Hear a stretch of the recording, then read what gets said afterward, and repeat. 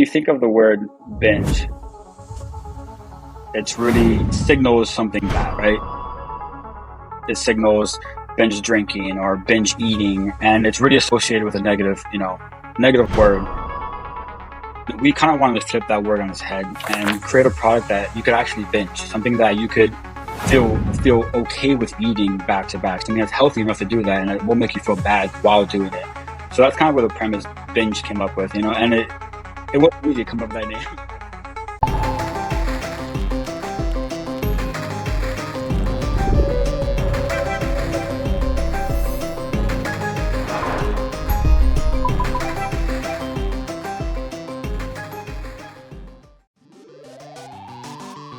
Welcome to Becoming Radical, the podcast for creators, builders, and dreamers just like you. What does it mean to become radical in a world of constant change? Hosted by Michael Gaizutis, each week we'll explore the real-time journeys of those rewriting the rules. From untold failures to groundbreaking success. If you're ready to break the boundaries of limited thinking, this is your guide to unlimited growth. Welcome to Becoming Radical. So excited to be here again with everyone today. We are joined by Chris Annoual. Am I saying that right? Just want to make sure. Close, Annoual. Annoual, perfect. Chris Annoual is the CEO of Binge Snacks. Chris, it's so great to have you here. We appreciate you being here and taking the time. Thanks for having me.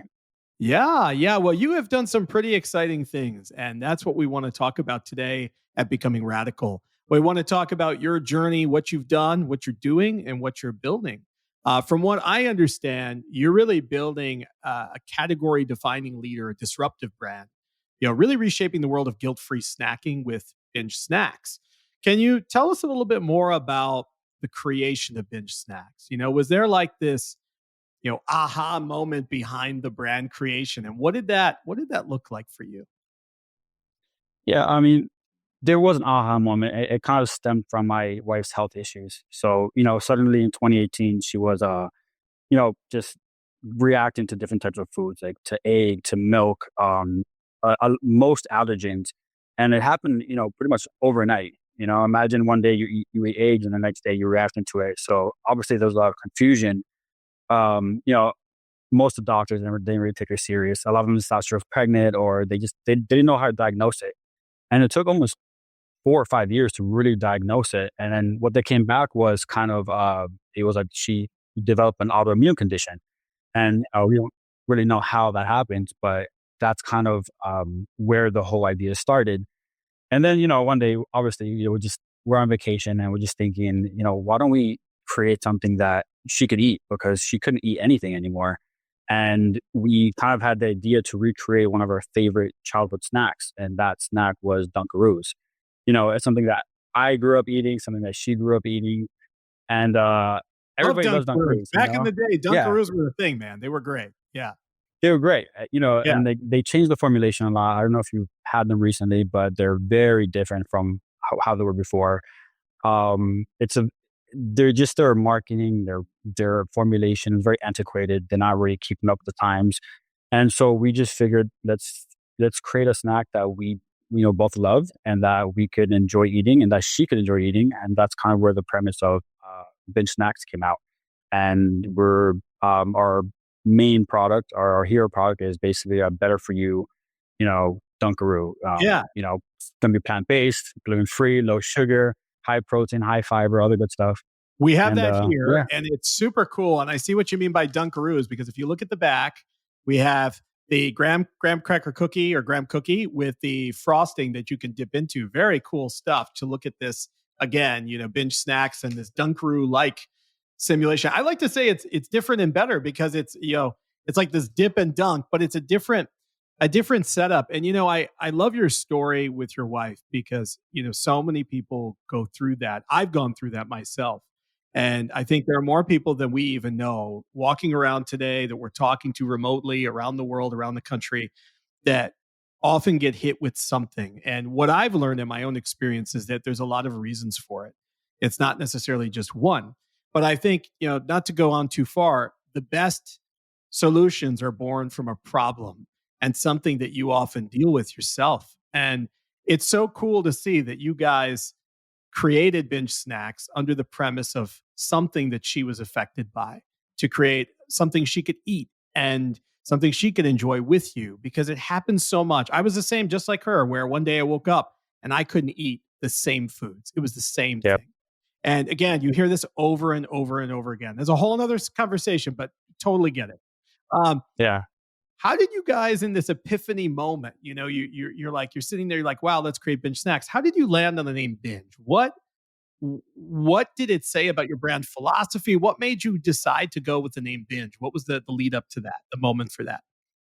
Yeah, when you think of the word binge, it's Yeah, really it signals something bad, right? It signals binge drinking or binge eating, and it's really associated with a negative, negative word. And we kind of wanted to flip that word on its head and create a product that you could actually binge, something that you could cool. feel okay with eating back to back, something that's healthy enough to do that, and it will make you feel bad while doing it. So that's kind of where the premise binge came up with, and it wasn't easy to come up with that name. It took probably 6 months to really land on the name. But once we did, we've kind of fell in love with the word because we realized, we could really take his word and binging is not necessarily a bad thing. It's just associated with bad things. So we're kind of like reinventing the word and reinventing the product at the same time and pairing it with the word. I love that. And I really love your visual identity. I'm in another world. I've been the last 15 years in the branding landscape, the digital landscape, running an agency. But I love what you've created with the logo and the identity of Binge. Looking in the background there, as I see the boxes for Binge, your hat for Binge, I think it's really inviting and it's unique. It's using a different typeface, it's playful, it's engaging, it's different. It's like everything on the market is so like copy paste at times, and they're trying to follow trends, and I feel like you guys are zagging, you're going in a different direction. Now that kind of brings me to a point of being different by design. What do you think makes Binge Snacks different from other better for you snack brands on the shelf today, or those that are coming to market that you might be aware of? Well, and it's really why binge even came about to begin with, Yeah. because when we think about all the better for you snacks in the market, at least the ones that we tried, we couldn't find one that actually, we felt satiated after eating. It didn't really they didn't taste good. They weren't friendly. Their branding looked a little bit, outdated. And we just wanted to create a fun product and a fun brand. And we wanted to create a product that is healthy but doesn't feel healthy. And it doesn't taste healthy either. So if you taste our product, it tastes like a very unhealthy. You feel like you're cheating when you're eating it, but you're not. And that's where I think we're different. We're different in the way we're approaching the business. We're approaching design, and we're also trying to create a really fun, welcoming product. But we're also not targeting children with our product. We're targeting millennials and Gen Z, and the people that grew up eating all these unhealthy products. And we're speaking to the inner child to these millennials and to these Gen Zers, and Yeah. that's kind of where we differentiate with other better for you brands and products. Don't cheat yourself, treat yourself, man, right? That's the thing, right? Uh, and it reminds me of like what Magic Spoon did in some ways, where they took this Yep. idea of like, let's take the bad junk cereals, which I grew up with. I'm sure you guys grew up with Lucky Yep. Charms and Fruit not the Loops, all no, those. Yeah. all of them, right? And they created a better for you version of that, which brings back that familiarity, that excitement, that joy that we all lose as we get older, just by definition Yep. of modern day life, right? So I think the more you can tap into that, the better. I love the playfulness. I think you're on to something there. I think it's so interesting. And I think again, being born from that problem and making it feel like you're not cheating yourself, but you also are in some ways too. It's like that dance, that delicate dance between, well, this can't be good for me, but it really is, which is good. So, and I think that kind of brings us to this balance of striking indulgence. You're striking the balance between indulgence and also clean ingredients. How do you guys typically strike that balance? What does that look like for you as you're in product design and innovation, blending food science, culture, and marketing? What does that look like with the balance between I love this and it's also clean on the other side? Yeah. So a non-negotiable for us was taste. Yeah. Like we're obsessing over product, and we won't launch until the product is absolutely delicious, but also healthy. So our two non-negotiables are taste and macros. They have to have the macros. We don't want um, anything artificial in it. We use natural sweeteners, natural sugars. Um, and it's hard. It's hard to create a product that has like that, like you said, a delicate balance between, Yeah. taste and health. And, it all goes into the formulation. We're very lucky that we found a really good partner to help us formulate the products. We started formulating in our kitchen. Mm. It didn't go too well because there's a lot of food science involved. I saw the podcast with Will Nitz. I know he does his own formulation. I wish we could do that. We don't have a background in that, but we found a really good partner to help us formulate, and they did a really good job. And we think they absolutely nailed it. That's amazing. Yes, we met with Will Nitze, CEO of IQ Bar. He's crushing it. They're on another level after so much time, right? That's the journey of becoming radical. It's like you wake up, you check out the podcast, you're like, wow, overnight success. No, overnight times 12 years, 15 years, right? It's like it's that journey, and you guys are right on the cusp of that, which is so cool. It's where he was, it's where he still is, and as you're defining yourself in the same category or even new categories within a category, like you're breaking into new retail markets, you're breaking into other verticals, like like you said, from millennial to Gen Z. There's that crosstalk, but there's also the variability of what does Gen Z want versus a millennial market, right? So it's a whole different animal. It's the world of TikTok. It's crazy, right? Everything is changing. Yeah, So uh, yeah, it's very, cool. very, And very like, fast.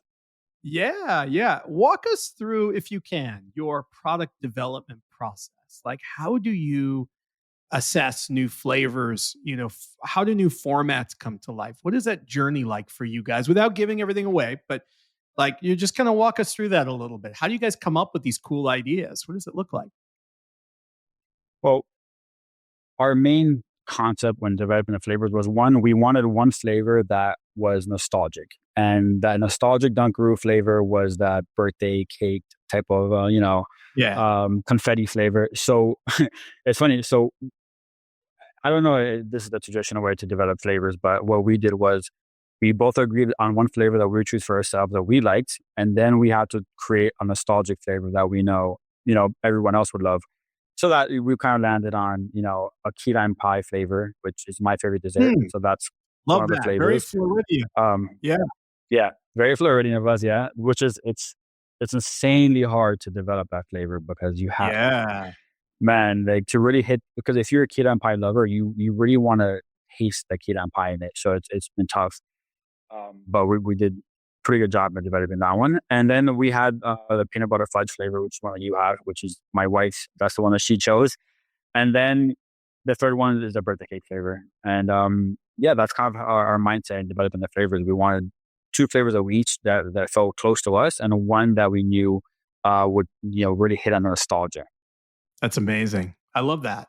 And there is no right or wrong. I think that's the stigma, right? That's the perception is you have to build a certain way. You have to go down this path. You have to do what everybody else does, right? But you don't. That's the coolest part about today's day and age and building and shaping brands, whether they're product based or service based.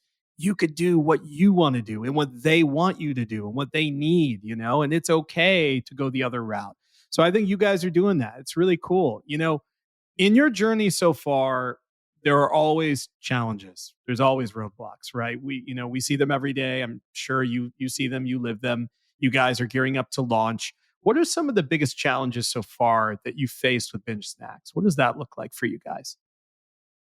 Yeah, I think our biggest challenge right now is, believe it or not, co-packing the product, finding somebody to be able to manufacture it for us, because Yeah. there's no one supplier or there's no one co-manufacturer that Yeah. has every machine to create this particular product, unless you are the actual, Dunkaroos, the one actually making the product, Yeah. because, you need a special cooking machine, then you need a special machine for the frosting, and then you need a particular machine to fill the frosting to the tray, and then you need a machine Yeah. to seal the tray. So what's been tough for us is navigating, the production process, because now we might need to actually purchase machines to put on the manufacturer's floor so they could go back and forth. So that's been our biggest struggle so far, just finding, a good partner to help us manufacture the product. I could see that being a really large challenge until you solve it. And then you have other challenges tiered out, right? It's like, Yeah. now that we've solved this, now how do we scale? How do we go from 100 units to 1,000 to 10,000 to 100,000 to a million to 100 million, right? There's always challenges. I feel like, I tell my wife this every day. It's like tackle one problem at a time each day, because you want to look at the bigger view, but you also have to look at the macro view. You have to understand, like, where are we at in the moment? This is where we are. Okay, this is how we're going to get here, right? And there are challenges abound all the time. And that makes a lot of sense. Have you guys been successful so far in raising funding? Are you, well capitalized, and that's, accelerating growth from early stages? What does that look like right now in terms of operations and growth? And without giving us too many details, but, how have you guys set yourself up right now? Yeah, we raise a very small round, and we want to keep it small, and we want to keep it between, angels and friends and family. And we want to incrementally raise. A lot of founders make a mistake where they raise this huge round very early on at valuations that are much higher than they're worth, and then it's hard to raise money in the future, and then you kind of, it's tough. Yeah. So what we're doing is we're raising incrementally as we need. As we're building traction, as our valuation is getting higher, then we'll start raising more smaller rounds, and we're raising as we go. And we've had to turn down investors, actually, which, a lot of people don't do that in the early days, but we've had to turn down investors. And yeah, that's how we're looking at it. We don't want to be one of those companies that, raise too fast, too early, and then end up failing in the future. So, that's how we're looking at it. We eat a lot of Siete's products. I don't know if you're familiar with Siete tortillas, grain-free taco shells, chips. The list goes on. The incredible success story. But they did the same thing. They grew organically, slowly, up to a point. Then they scaled. Then they got acquired. Right. So, just amazing success story. Born from a similar type of scenario, autoimmune in nature, and they went all grain free in a time where nobody went grain free. And I love that. And I think this is a different way of capturing that similar market. And in many ways, it's an even bigger market, because you can snack on this on the go. You don't need refrigeration. It's not perishable. So I could eat at any time, on a plane, on a train, on my way to work, just hanging out here, having a podcast, just binge snacks. Yeah. So why not? Yeah. And what you have there is that's just a sample pack, like the unthinned, the actual, just so you're aware. Yeah. Yeah. Absolutely. So it's going to be in a similar form factor to Dunkaroos. It's going to be a 2-compartment tray. It's going to be obviously a lot smaller than that, but we're excited.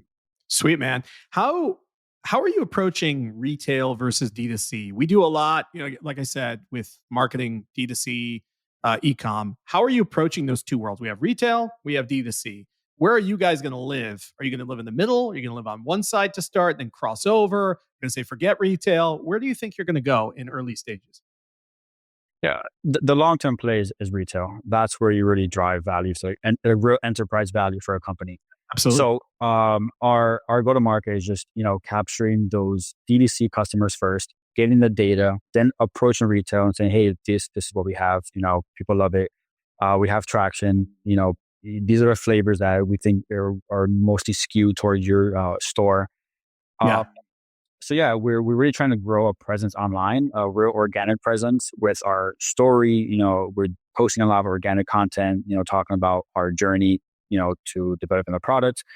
And and then our goal is to just launch retail when we're ready. And, just very, very, and we might not even launch in a big retailer. We might just, go some independents and then really get more data and then just approach bigger retail. We have that data. So we're taking our time with this one. When I jump into it, and it's hard. We've been approached by big retailers already before even launch, and we had to say, we're not ready yet. So that's how we're looking at it. Good for you. I feel like Binge was born ready, right? You guys are setting yourselves up for success. You're rapidly scaling, but you're really carving out a loyalist following, and thinking about this idea of snack without sacrifice. You're talking about something that's quality driven, that's mission driven, that's solving a problem, but still you don't feel like you're cheating. It's really cool. How does social media play into that? You talked about organic stuff. Are you doing things with influencer marketing as part of your strategy? Are you thinking about specific channels, be it TikTok or Meta? Like, where are you guys living right now? What does that look like from a social play? Yeah, social media is huge, and social Yeah. media is probably going to be our main strategy. We're really big on earning our customers rather than paying for them. And, our go-to-market strategy is basically we're going to launch online. We're going to launch on TikTok, on Instagram. And we do plan on working with a few influencers, but mostly micro influencers, the people that are closest to their fans and their followers and their customers. So that's our goal, to work with a lot of mom bloggers, to work with a lot of fitness influencers, people that are relatable, and really scale that, that side of the business first, and then start working on maybe bigger influencers if we need. But our main strategy is just telling our story organically, just really getting, building that really loyal customer base, showing people who we are, that we're not, my last company, I invented this product called Pump Out. It was a reusable gas glove, and I had the idea before COVID, and it was a gas glove that stores in your car's gas compartment. And that was like really my first taste of D2C and e-commerce. But it was funny because I would read every comment, and then I would see people, saying, "Oh, another big corporation taking advantage of the little guy." Mhm. I'm like, Yeah. I'm the little I'm guy. the little guy. Yeah. Like, I am the Yeah. little guy. Yeah. So, That's funny. so That's hilarious. yeah, and I made Wow. the mistake. I'm not showing my face in that business, and that's Ah, kind of where I learned that it's good to be in front of the company and show people like yeah, we're just like you. We're the same person. So exactly. that's our main goal. It's such an important thing to think about. I mean, truly, like, and I've done the same. I have been behind the scenes with everything, and now I'm coming out with everything. I think the human component now more than ever means so much, right? Like, you want people to know your story. We want them to feel like we're the same, and we are. So there has to be that level of relatability. You're so right. Very cool. Talk to me a little bit about, if you can, company culture. What are you wanting to build within Binge? I'm assuming early on you guys are going to stay pretty lean, pretty tight. It's you and your wife and or others on the team. But what kind of culture are you trying to build there as it grows, as it scales? What does that look like for you guys? Yeah, we're gonna stay lean as long as possible. Right now it's just us two. Cool. We haven't spoken too much about company culture yet. As of yet, we're trying to focus really on just getting Binge off the ground. But we definitely our goal is definitely to have a fun, culture where everybody is working together, in tandem. We'd love to have just an office where we're all just on the same page, working together. Yeah. We want to have a fun environment. We want to be, working on the line with the people that are working for us. We want to show Yeah. people that, like we just want to steer the ship while being on the ship. Like we really want to build a cool, fun, like just cool company culture. That's amazing. And I see it. I actually, as I'm talking to you, see the vision for the future where you guys could go. I see you with that space, with fun stuff happening in the space, cool signage, and everybody's having fun. There's a lot of creativity. You're coming up with really cool ideas for things, and you're getting the input from your customers, your loyal base, because their tastes are always changing, right? Their interests are always changing, and they're fueling it. They're like, hey, we love this or we'd like this. And how do you stay in tune with that? Like, what typically, how are you connected right now to your customer base? And then more importantly, how do you think you will be connected to them as time goes by? Like, what will be your goal as the CEO, as the driver of Binge, the brand guru of Binge? What does that look like for you as you're talking to your customers and getting their feedback? Yeah, it's just a matter of staying close to them at all times. Really listen to what they say, reading every complaint if there's any, Yeah. reading every comment. Also reading, just understanding the feedback that we're getting from them. If there's any changes, obviously there's outliers. We're not just going to take the first complaint or first feedback and use it to formulate anything. But volume speaks numbers. And if we hear just multiple people saying different things or the same thing, then we take into consideration and really try to, steer the ship with, the intention of getting their feedback and really, really, really using it to build the company and drive change and drive innovation within the company. And that's the problem with big companies now. So they don't Yeah. really, and it's not that they don't care, it's that it's really hard to make changes at that level. But the fact that we could stay lean and innovate quick, I think that's really going to be a big driver for us. It's so big. I work with companies day in and day out. I talk to leaders within VC backed startups to enterprise level. And the key difference is just what you said. It's when you're at a certain level, when you're at that enterprise level or large retailer or whatever you are, large food and bev, independent, it's tough to move quick. It's tough to pivot. It's tough to switch. It's meeting for meeting. When you're small, you can have that agility. Even when you're mid-sized, you could still have some level of agility. And I think that's a big differentiator. That allows you guys to stay front and center on the cusp of everything and really lean into feedback, lean into not just trends, but future first strategies that are going to propel the brand forward in market. Really cool stuff. And I guess that brings me to another question, being so close to the snacking landscape that you're in, right, with Binge Snacks. How do you think this landscape will change over the next few years? If you had a crystal ball here and you're looking at it, you're like a Miss Cleo type thing from years ago, right? Where do you think it's headed? Where do you think it's going? Well, I think the Better For You movement is going to continue to grow, Yep. especially, now with all the research coming out, with, all the different, all the ingredients that we've been eating for decades that are now Yeah. coming to light that have been really poisoning us. My wife went to the doctor the other day, and when she first was diagnosed with an autoimmune condition, she had a very rare case. She was one of the only ones, with her specific case.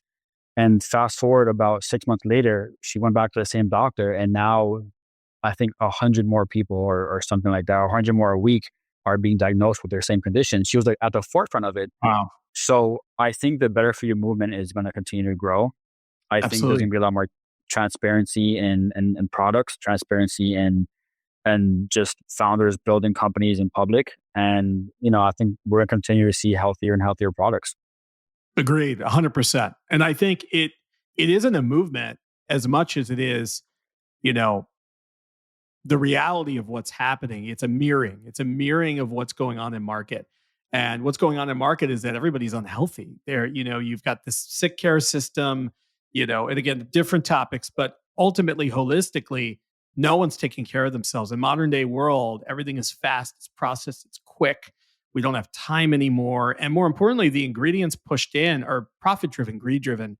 So there isn't that balancing act between how do we help ourselves at a larger level. And I think what people want now, what they need and what they demand are that they want better for you solutions because they don't want to be sick. They want to be healthy, especially as you trickle into millennial and beyond into Gen Z. They're not drinking alcohol these days. Like they're like anti-alcohol. They're like, I don't want tequila. I don't want wine. I don't want beer. I want, mocktails. I'm done with it. Like I want to feel good. So it's incredible, and I think there's something to be said about that. So it's almost like I like to say history repeats itself. It comes in cycles, right?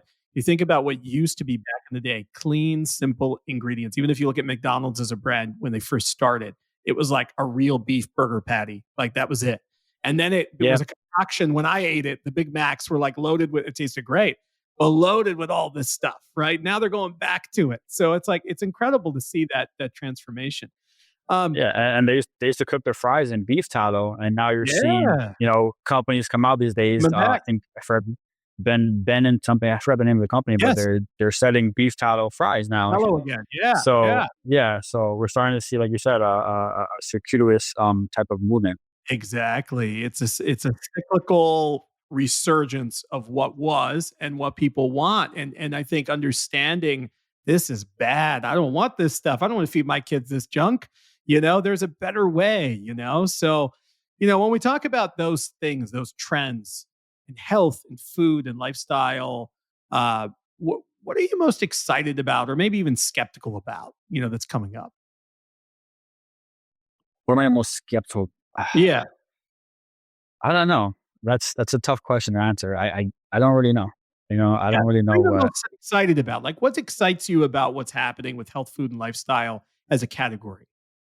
Well, I think people are starting to wake up more Yeah. and starting to really understand that, because you see all the headlines. You see Sieta sold for 1.2 billion, and then Yeah. you see Poppy, and then you see all this better for you. Poppy, And then yep.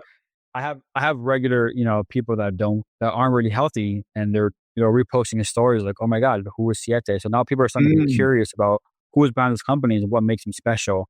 And yep. I think the fact that people are starting to wake up to the fact that we've been eating unhealthy foods for nearly our whole life and our life. Um, I think it's good. I think it's good for everybody that's trying to create a better product Yes. and create healthier products. And I think it's important that people are just educated. And that's the hardest component of this whole thing is really educating people on what's in the ingredients. You know, uh, there's so many bad ingredients and products that people I see drinking, like sucralose and all those sweeteners, and and they're drinking this product and they think that because it's a lot of them are positioned as healthier products. Oh, low sugar. Low sugar doesn't mean better. No, I actually much rather have sugar than sucralose. So I absolutely. think, there's a lot of education involved in creating a better for you product, but I think Yes. people are starting to really, you know, wake up to the fact that, it's important. It's so true. Education is important. And I think a lot of people are going through, just like we talked about in the beginning with your wife, with myself, even with my family too. They're going through experiences themselves. With COVID, as that began, that created a shift, but even beyond, there are all these different conditions, autoimmune like, and sometimes they're slow drips, sometimes they're quick acute, sometimes they're chronic conditions. But I think the more and more of that is happening, the more and more that wake up is happening too. And people are gravitating towards I need to eat cleaner foods. I need to live differently. I need to minimize, this insanity at work where I'm so stressed. There is a better way. There's a balance. There's a way to do everything and still live better, healthier, stronger, happier. So you're absolutely right. Uh, when talking about binge snacks, going back to this again, right, which is very exciting, what was something you wish you knew before starting binge snacks? If you could go back and be like, hey, I wish I knew that, not necessarily that you would change it, but just to know it to guide you for the future here. What would be one thing maybe if anything? Well, CPG is relatively new to us, and there's just so many moving parts. Um, Yep. and we're learning something new every single day. Every podcast we listen to, every person we talk to, every LinkedIn post, we're learning something, new every day.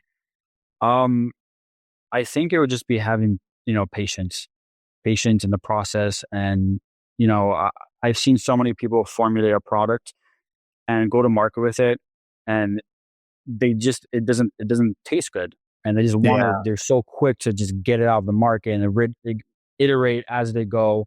And I think it's very important to start with something that you love from the very beginning, something that tastes good, something that you're proud of Yeah. before launching and iterating. I much rather just launch the right way, have a really strong launch with a product that we love and that we actually are proud of.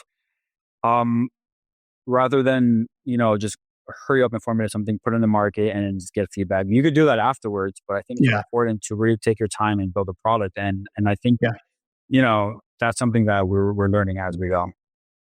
It's so true. I think quality and synergy and alignment is so important in whatever business or vertical space that you're in, especially as a product based business, right?